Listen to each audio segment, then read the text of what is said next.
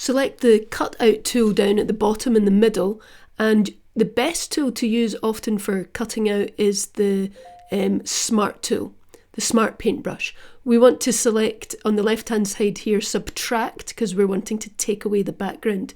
And then you just use your finger to gently brush around the edges. Start as far away from the product as you can, and then you'll see that the software identifies the edges of the product and just kind of snaps onto it and takes that edge away.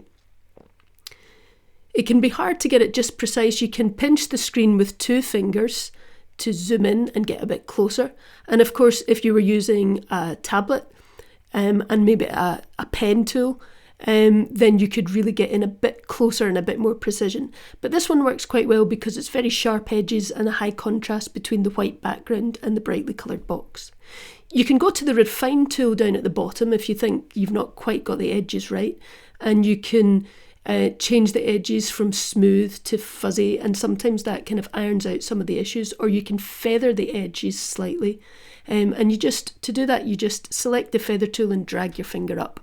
But this one's worked quite well straight away. You can see when you zoom in, it's not too bad. It's quite a sharp edge, a little bit pixelated, but for what I want it for, I'm happy with that. I press the tick on the bottom right to close that off, and I will go up to the top in the middle to the layers. Click on that to open my layers. Press plus, and I want a colour layer.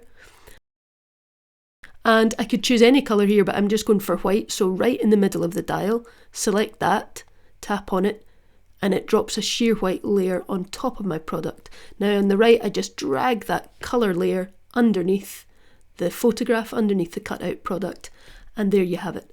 I have my product on a perfectly white background.